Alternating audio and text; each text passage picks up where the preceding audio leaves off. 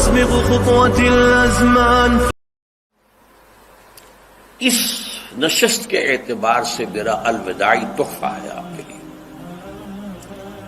اور وہ یہ کہ میری جو دینی، ملی، تاریخی، سیاسی، عمرانی جو سوچ ہے، جو فکر ہے میرا، جو 50 برس سے زائد عرصے کے مطالعے اور غور و فکر پر مبنی ہے، اس مطالعے میں میری آنکھیں بنیادی طور پر قرآن اور حدیث ہیں،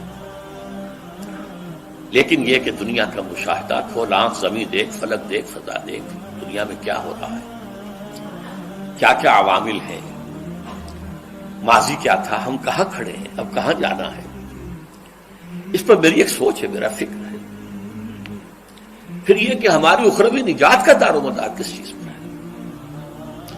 تاریخ کے بہاؤ کو نہ میں روک سکتا ہوں، نہ آپ روک سکتے ہیں، وہ تو ڈانگ بہتا رہے گا، اور اس کو فیصلہ کرنے والا صرف اللہ ہے۔ کسی فرد بشر کے اختیار میں نہیں ہے کہ وہ تاریخ کے بہاؤ کو موڑ دے۔ ہاں، محمد رسول اللہ نے موڑا تھا صلی اللہ علیہ وسلم، لیکن یہ ہے کہ ہم اس تاریخ کے بہاؤ میں تنکوں کی طرح بہتے چلے جائیں، یا یہ کہ ہمیں کچھ کرنا ہے۔ اس اعتبار سے میں اپنے فکر کا خلاصہ آج آپ کی خدمت میں پیش کروں گا، وہ میرا اس سلسلہ اجتماعات کے اعتبار سے الوداعی تحفہ ہوگا۔ اب میں آغاز کر رہا ہوں۔ پہلی بات، اس سبب میں 3 باتیں مجھے کہنی ہیں۔ سب سے پہلی بات یہ کہ زندگی کی سب سے بڑی حقیقت موت ہے۔ ہم بھلائے رکھتے ہیں، اپنے ذہن سے اسے دور رکھتے ہیں، لیکن واقعہ یہ ہے کہ زندگی کی سب سے بڑی حقیقت موت ہے۔ خدا کے منکر پیدا ہوئے ہیں، لیکن موت کا انکار کرنے والا بھی کوئی پیدا نہیں ہوا۔ اس لیے میں نے آیت آپ کو سنائی، کل نفس ذائقۃ الموت، ہر سی نفس کو موت کا مزہ چکھنا ہے، ہر جاندار کو موت کا مزہ چکھنا ہے۔ ثم الینا ترجعون، پھر ہماری طرف لوٹا دیے جاؤ۔ تو زندگی کی سب سے اہم حقیقت موت، اور موت کے بعد رجوع اللہ، آخرت، یہ سب سے بڑی حقیقت ہے۔ ایک حقیقت سب مانتے ہیں، سب جانتے ہیں، دوسری حقیقت کے اوپر پردہ پڑا۔ میں نے اس اعتبار سے نوٹ کیا، یہ الفاظ قرآن میں 3 مرتبہ ہے، کل نفس ذائقۃ الموت، ہر جاندار کو موت کا مزہ چکھنا ہے۔ انبیاء اس سے مستثنا نہیں رہے، رسول اس سے مستثنا نہیں رہے، اولیاء اللہ مستثنا نہیں رہے۔ وقتی طور پر استثناء حضرت عیسیٰ کا ہے کہ ابھی وہ زندہ ہے، لیکن عیسیٰ یاتی علیہ الموت، حضور نے فرمایا عیسیٰ پر بھی موت آئے گی، جب دوبارہ آئیں گے، زمین پر اتریں گے، پھر اس کے بعد ان پر موت وارد ہوگی، ان کی نماز جنازہ پڑھی جائے گی، انہیں دفن کیا جائے گا حضور کے پہلو میں، شادی بھی کریں گے، اولاد بھی ہوگی۔ باقی تو یہ ہے کہ کل نفس ذائقۃ الموت، سب کو موت کا مزہ چکھنا ہے۔ عیسیٰ بھی بالآخر اس سے مستثنا نہیں رہیں گے، بلکہ قرآن میں ایک جگہ کہا گیا ہے أَفَإِن مِتَّ فَهُمُ الْخَالِدُونَ، کیا ہے نبی، اگر آپ کا انتقال ہو گیا تو یہ کیا ہمیشہ رہیں گے؟ کون ہے دنیا میں جو ہمیشہ رہے؟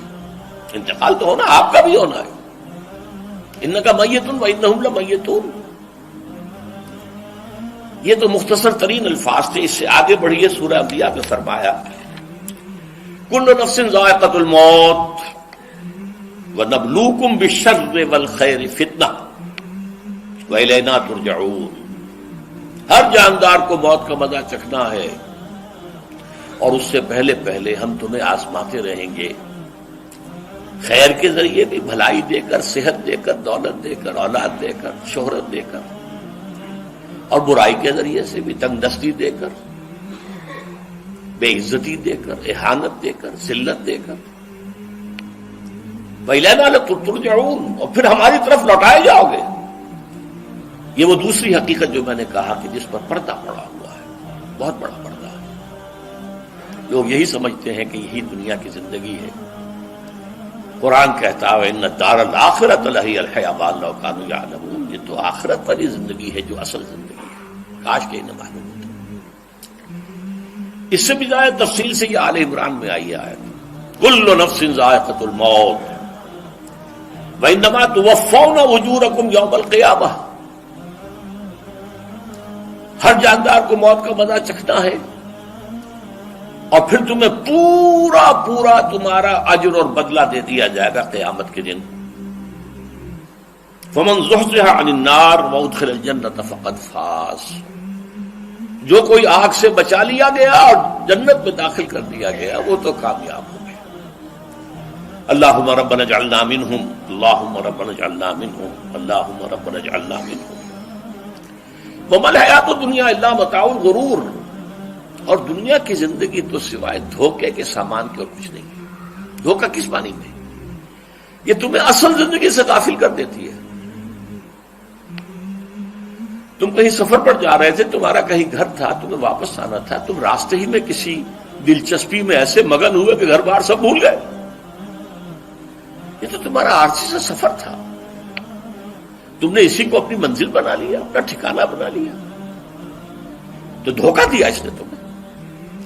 ویسے دنیا کی زندگی دھوکہ نہیں ہے، بڑی حقیقت ہے، اس لیے کہ حضور نے فرمایا انما الدنیا مزرعۃ الآخرہ، یہ دنیا آخرت کی کھیتی ہے، یہاں بوؤ گے تو وہاں کاٹو گے، یہاں کچھ کمائی کرو گے تو وہاں اس کا بدلہ ملے گا۔ اس اعتبار سے دنیا بہت بڑی حقیقت ہے، ایک ایک لمحہ بہت بڑی قیمتی شے ہے، لیکن اگر یہ دنیا تمہیں آخرت سے غافل کر دے تو اس سے بڑا دھوکے باز اور کوئی نہیں۔ یہ اصل دجال ہے۔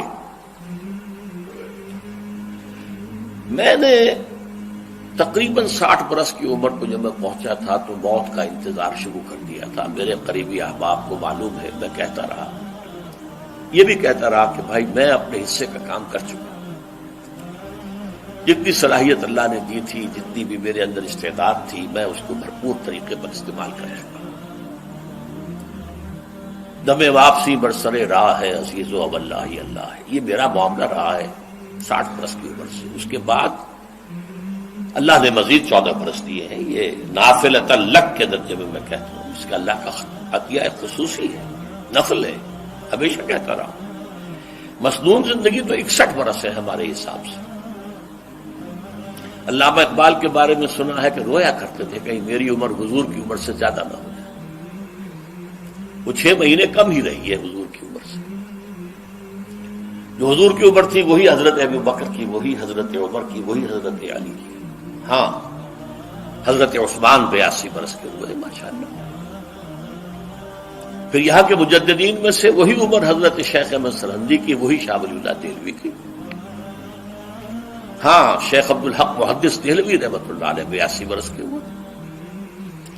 لیکن یہ میں کہا کرتا تھا مسنون عمر تو 61 برس ہے، جسے ہم 63 کہتے ہیں، وہ اصل میں ہمارے حساب سے 61 بنتا ہے۔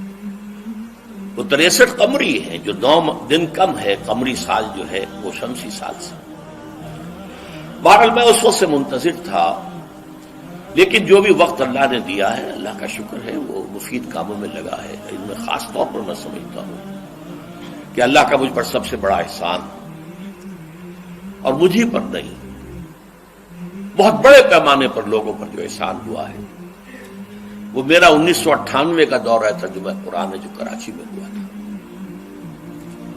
1998 کے مارچ میں میرا بڑا آپریشن ہوا، دونوں گھٹنے تبدیل کیے گئے، لیکن 98 کے آخر میں، حالانکہ میں چل نہیں سکتا تھا، کراچی میں مسجد جو ہے اونچی ہے، دوسری منزل پر ہے، تو خاص ریمپ بنایا گیا جس کے ذریعے میں ویل چیئر پر مجھے لے جایا جاتا تھا۔ میں نے درس دیا۔ اس درس کی گزشتہ چند سالوں سے پوری دنیا میں جو گونج ہوئی ہے اللہ کے فضل و کرم سے، اللہ کوئی حکمت خداوندی اس کے ساتھ وابستہ ہے۔ اس میں میرے کسی کام کو دخل نہیں ہے، میری کسی کوشش کو دخل نہیں ہے۔ میں نے تو جو درس میں دیتا آ رہا تھا سن 85 سے دورہ ترجمہ قرآن، البتہ یہ بات ضرور ہے کہ میں نے محسوس کیا تھا کہ سن 98 کے اس درس میں دورہ ترجمہ قرآن کے مجھے خصوصی انشراح حاصل تھا۔ میری ساری گفتگو کا حاصل کیا ہے؟ دیکھیے، نظریاتی تحریکوں کا تعلق اشخاص سے نہیں ہوتا، ٹھیک ہے، کوئی اس کا داعی ہوتا ہے، کوئی اس کا مؤسس ہو جاتا ہے، کوئی اس کا آغاز کرنے والا ہوتا ہے، لیکن نظریاتی تحریک افراد سے وابستہ نہیں۔ افراد آتے چلے جاتے ہیں اپنا اپنا حصے کا کام کر کے، جس کو جتنا مقدر ہے، جتنی اللہ تعالیٰ کی طرف سے توفیق ہے، وہ اپنا کام کرے گا، چلا جائے گا۔ یہ چمن یوں ہی رہے گا اور ہزاروں جانور اپنی اپنی بولیاں سے بول کر اڑ جائیں گے۔ مبارک ہیں وہ لوگ جنہیں قرآن کی بولی بولنا نصیب ہو جائے۔ وَإِنْ يَحْسَبُ أَنِّي مِنْهُمْ، مجھے گمان ہے، اللہ کا فضل ہے کہ میں ان میں سے ہوں، میں نے قرآن کی بولی بولی ہے، اور قرآن مجید کو جیسا کہ وہ ہے ایز اٹ از، اپنے کو مذمومہ خیالات، اپنے کوئی ذہن سے زائدہ نظریات کو میں نے اس میں دخل نہیں دیا، جسے انگریزی میں آپ آبجیکٹیولی کہتے ہیں، خالص معروضی طور پر قرآن کو پڑھا، قرآن کو قرآن سے سمجھائے یا پھر سیرت رسول سے سمجھائے۔ میں لفظ سنت کی بجائے سیرت استعمال کر رہا ہوں۔ قرآن مجسم حضور تھے صلی اللہ علیہ وسلم، اور حضور کی سیرت اور حیات جو ہے وہ قرآن مجید کی اصل تفسیر ہے۔ یہ حقیقت بھی بہت کم لوگوں کے علم ہے۔ وہ احادیث کا نام تو لیتے ہیں، احادیث بھی ہے، سیرت بھی تو احادیث ہی سے ہمیں ملتی ہے، لیکن میں خاص طور پر سنت یا حدیث کی بجائے سیرت کا استعمال۔ قرآن کی دو سورسز ہیں، قرآن خود اور سیرت رسول صلی اللہ علیہ وسلم۔ وتعلو همتي دوما وتسبق خطوتي الأزمان، فوقتي لا أضيعه بما يفضي إلى الخسران، وكفي لا يفارقها أداء البر والإحسان، ولا تدري شمالي عن يميني إنه الكتمان.